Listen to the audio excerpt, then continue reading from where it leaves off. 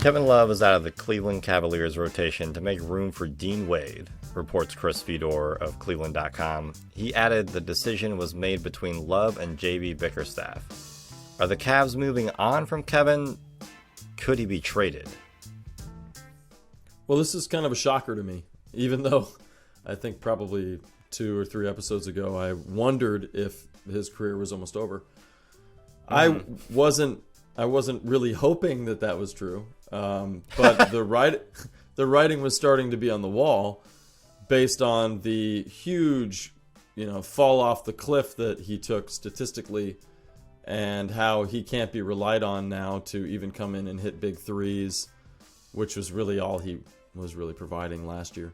So, yeah, this happened suddenly. Now, some of the articles I've read in lead up to this this video that we're making, it seems that Love spoke with JB, as was mentioned in the question you read, and that they decided mutually that this was best for the team. Now, we know that Love, other than not taking a pay cut when they asked him to, has been extremely supportive of this team in its new future, especially with the young players being added. And you can't begrudge him that he's going to grab the last $29 million he can before he's going to retire at the age of 34, 35 for the rest of his life. So, who knows if he can be traded off to another team? That was part of the question as well. I don't know. I think right now he's completely lost value. And other than moving players around, which could be possible, I know there's like some rumor that Kyle Lowry could possibly be moved with Love involved, but I don't even want to entertain that being true, so let's not talk about it. Overall, it's more that this is a twofold thing for me, which is that okay, let's address that Kevin and JB have decided that Dean Wade, Jetty Osman, Isaac Okoro, these guys are more important for getting minutes right now with where the team is headed, not only in the short term, but in the long term. And Kevin is not fighting for importance on this team.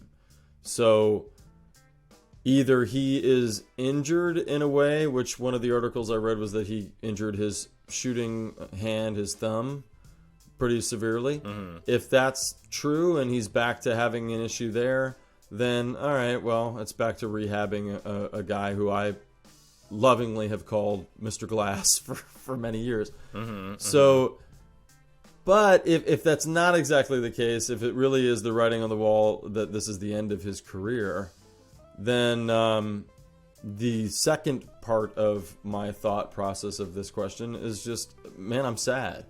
Because I kind of expected that he would see a little more glory at the end of this road, that he could see his way through the season and possibly into the playoffs and have a little bit more of a fairy tale ending, I suppose, or a storybook ending. So in some ways, I'm a little still in shock with the fact that this came so suddenly, even though I was worried statistically about it. And I now am still just trying to process what this means as far as how the Cavs are going to move forward without him for the remainder of the year. So how do you feel? Well, I think he definitely needed to sit down. I am curious to see how long that will be. I'm hopeful that he doesn't think that he has to retire to remain connected with the team, I hope he doesn't think that he's washed. I don't think that he's washed. I just think that because he hurt his hand, his shooting touch was definitely off.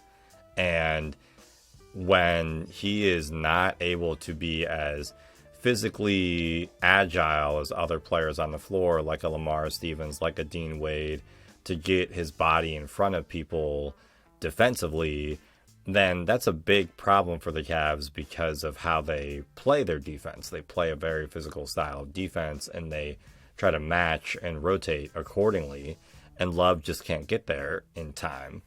And I think, though, I've said it before, his shooting touch, his range is so potent that he could single-handedly win the Cavs 3 or 4 games if his touch comes back, because we've always talked about how we love those guys who come off the floor, come off the bench and put up 15 right off the bat because they're able to shoot from the outside. He still has that capability.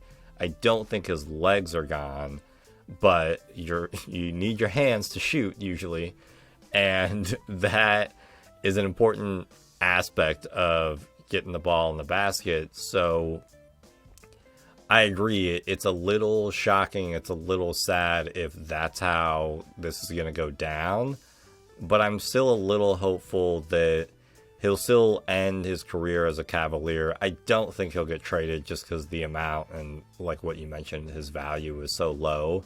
And I think even next year, if they signed him to like a $5 million deal to ride the bench purely as insurance and as a guy who can add veteran leadership and help JB out, that would be great.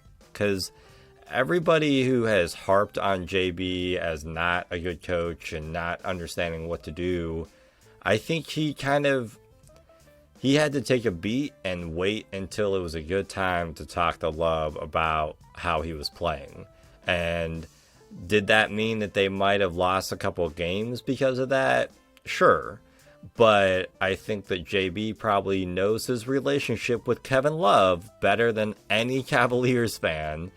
And that's been a big point of his success because of that relationship. Him and Altman both have been able to handle Love in ways that have been helpful to the organization.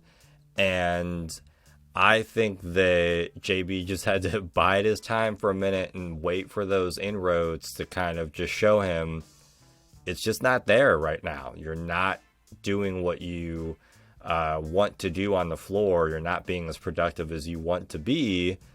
Take a beat, and hopefully it's not his last beat, and he's still able to contribute in some capacity for the team down the road. Thank you for listening to the Cavaliers Basketball Club podcast. Let's go Cavs!